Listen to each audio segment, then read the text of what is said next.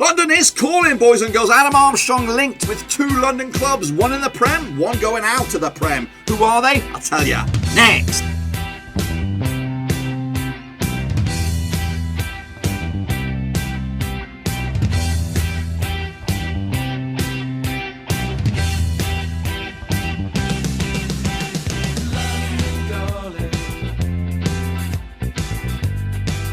That's right, folks, back once again with another video. Today we're taking a look at, of course, the recent linking Adam Armstrong with a move down south. That's right, we'll take a look at that in just a second. If you're new to the channel, where the heck have you been, boys? Smash your subscribe button to get your banger today with all things Blackburn Rovers related, transfer and rumours related, world football related, including Euro 2020 related. We're all here.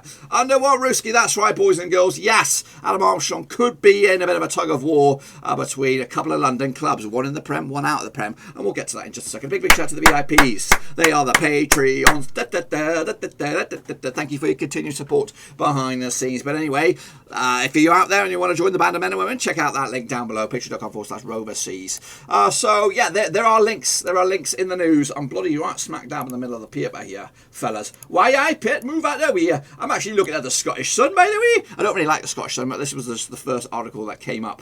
So it is West Ham and Fulham are in the charge, or leading the race at the moment, for £25 million Adam Armstrong. That's right. Not only them, of course, Brighton and Everton have also expressed interest throughout the season as well. So this is something that's going to bubble over the next few weeks as well, and I'm hoping it's going to bubble into something decent for us. Of course, 25 million is okay. It's not a bad chunk of change. I didn't move over. It's not a bad chunk of change, but we also got to bear in mind that 40% sell on that goes to the Geordies, of course. So in this regard, it would leave us with maybe about £15 million.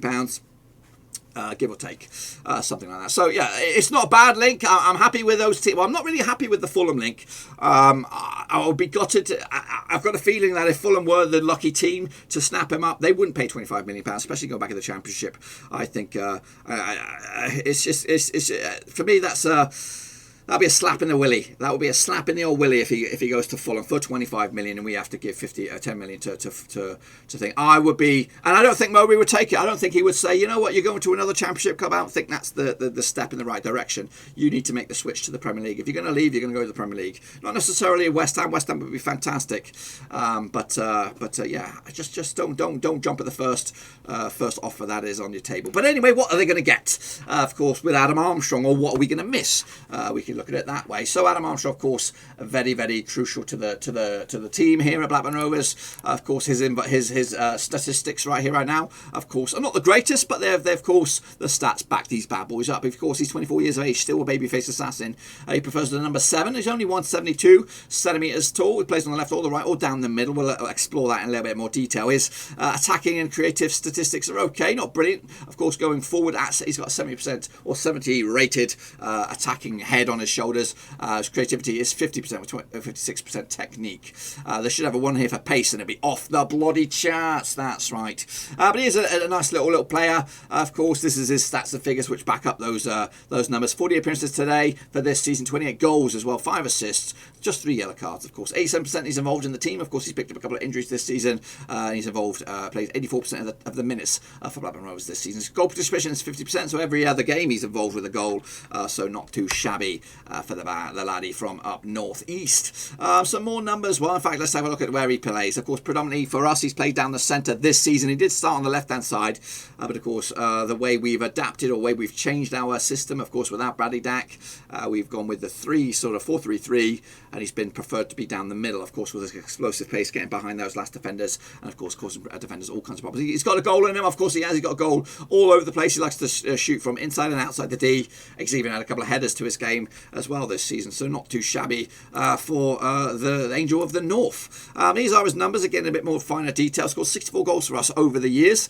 So it's 160 times he's played for Blackburn. 19 assists as well. Of course, they had a couple of seasons, or at least last season with Coventry, 20 goals for them as well, 40 games as well, 5 assists as well. Barnsley had a little bit of a season out there, 6 goals, 4 assists as well. He showed the quality in those times as well. Bolton, it wasn't to be that successful, just 3 goals in 23 matches as well. And he has played for the Geordies 21 times as well, well, with 3 assists, yet to break the back of the net for them. Could he do what Shearer did and make the switch? Of course, it's highly, highly likely. I think he could. I think Newcastle could be interested. I've got to slide over here, boys and girls, because I'm blocking you once again. Let's just slide over here so you can have a look at those numbers in a little bit more detail. So I do think he could make that switch. I wouldn't rule that out. I think that's very, very high chance that will happen. And if he was to go, of course, £15 million was the fee that Adam Shearer did leave Blackburn Rovers for Newcastle. So there was a high chance that fee could be broken as we edge closer to finding out what's going to go on. Of course, down here, what is an interesting stat for me is the amount of games he's played for England at all levels: 16, under 17, 18, 19, 20, and 21. He's got everything. He's got everything right now. He needs that Premier League switch to get that England cap, I think, and especially the time is now. If he was to make the switch this summer, there is a high chance that Adam Armstrong could be in the World Cup in 2022. That's right, over in Qatar. There's a good chance he does that. Look at Ollie Watkins. He's made that switch. And again, him and Ivan Toney, of course, go back a bit from the days in Newcastle. Both of them doing very, very well this time around in the scoring charts. Of course, Brentford, at the moment, as of recording, I don't know now because this is going to go out probably after the playoffs. But of course, Ivan Toney, I don't know what's going to go on with the playoffs. He might go through. I don't know. It might have already happened. It's probably the high chance that it's already happened, that Brentford are in or out of the playoffs. Regardless, Ivan Toney has also the ability to go in the Premier League. He could go there with Brentford. He could go there with another team. But Adam Armstrong, of course, we're not going to be in the Premier League next season, but he could very well be if he makes the smart move. And that's what he has to bear in mind. Of course, we love him. And if he wants to stay, guess what? I'll be happy with it. The only way I'll be happy with him to stay is if we can get him on another deal. I don't want him to be on a rolling contract which ends at the end of the season, next season, and he goes for nothing. That would be an absolute nightmare. So if he doesn't do that, I will be not only pissed with Adam Armstrong for doing that because I love him and the fans love him, so he should show his respect by signing a contract and letting us get some money out of it instead of him dwindling the contract down to zero and we get nothing out of it. So that's my major concern, is either we sell him. If we don't sell him in the summer, guess what? Get that contract signed up. Otherwise, we're all going to be baiting for the manager's blood, the recruitment team's blood, all the guys' blood. But anyway, what else do we get for Adam Armstrong, or what else would we lose? Of course, ranked amongst others. Again, slide over, Dirk, buddy boy. We're going to slide over here. So ranked, he's 542 in the world. That's right, among all players. He's in the top 500, just shy anyway. Ranked 7th in the Championship, of course. I'm sure if he was within the top 2 teams like Norwich or a Brentford or a Watford, I'm sure he'd be ranked number 1 or 2.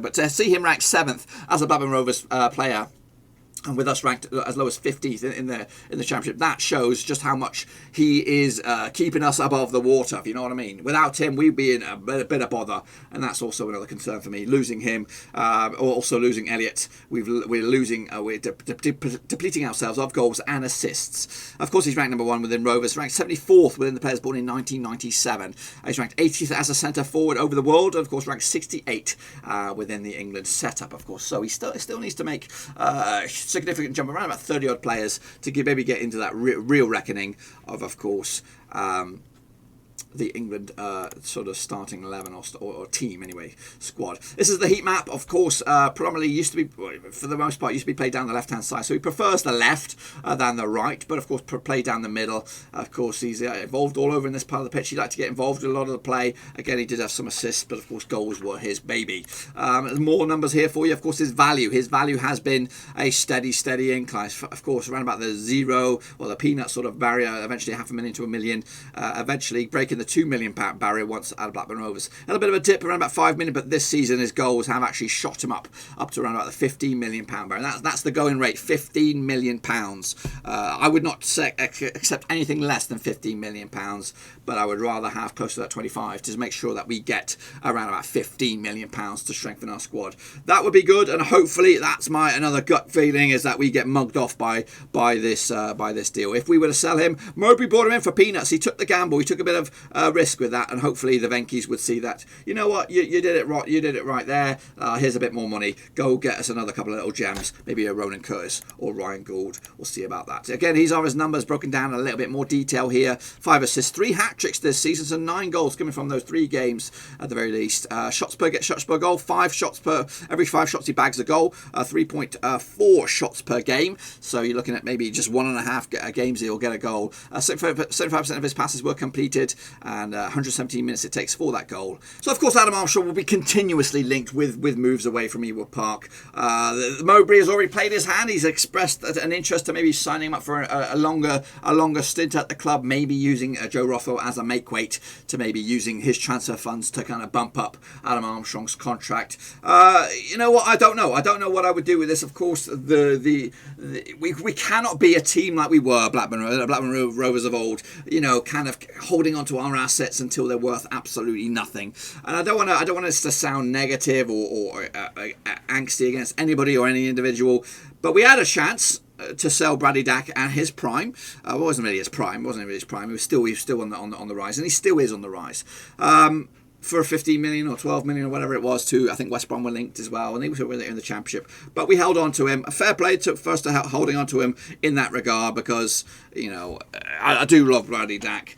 But there was a chance for us to make some money there, and of course, unfortunately, following that, you know, not one ACL, but two ACLs. 2 years of his career has kind of been scratched out. But that's the nature of the beast. That's football. You just don't know what you're going to get. So we've got to play it cautiously here. Do we hold on to him and, of course, risk our own futures for zilch? Will he have a bit of a barren season next season with Blackburn Rovers, and his value plummets maybe down to 4 million, 5 million? Of course, we dip out. I think while the going is good, let's sell him. You know, I used to be very, very. I still get upset when we lose players to go on to bigger, better things, but we've got to be realistic. We're not that club anymore. We're not in the Premier League. We can't compete with the big boys. We've just had a year of COVID, a year and a half of COVID or whatever. So we need to balance those books. And balancing the books is selling your assets, especially when the stock is high, not when the stock is low. Of course, it would be better to have him on a longer deal, so maybe we could get more money out of it. And that might work into the favours of your Fulhams or your West Hams. That, of course, his contract is a year to be expired. Again, who knows what happens next year? He may make that switch to the Premier League, or make that switch to Fulham, and you'll only get a couple of goals, and again they'll be looking to flog him off. As for him on a personal level, I'm sure the money from West Ham and I'm sure the money from Fulham will be a very, very interesting, or a deal that you're unlikely to turn down. So I think once the deals come through, and especially West Ham, and the West Ham deal sounds like something that I would, if I was him, I wouldn't say no. They're on the cusps of Europa League football at the very least. We're under one of the best managers out in England or in Britain, in Moisey. A very, very good sort of championship effort going on there right now with Buenda and Bowen. This will be another one added to the mix it up with Sucic, of course, and some other really good players. For me, I think that's too good a deal for him to turn down. So for me, Adam Armstrong, I'm not saying it's goodbye right here, right now, but of course I hope that you make the wise choice, and the wise choice is for you, and the wise choice is for the future, and you can make that switch like Ollie Watkins into the Premier League, get up and running, get double digits next season, and of course get into the England team. And I will have a little soft spots for you, putting on the England white shirt and of course the 3 lines on your chest. But anyway, that's the story for another day. But again, we'll keep an eye on this one as it bubbles. But right here, right now, Fulham, West Ham, play their cards, or show an interest anyway. And Blackburn Rovers and Mowbray have got their work cut out to making up their mind on what they're going to do. Anyway, that's my thoughts and opinions on the Adam Armstrong situation. Of course, I'll keep you up to date with any other rumours that, of course, take place over the next few days. But that's it. Hopefully you enjoyed it. Until then, I will see you soon. Check out the links down below on Twitter, Twitch, Facebook, and of course Patreon if you're on Sport Channel. In another way, also check out the link for the old Discord. It's wide open. Until then, I'll see you soon for the next.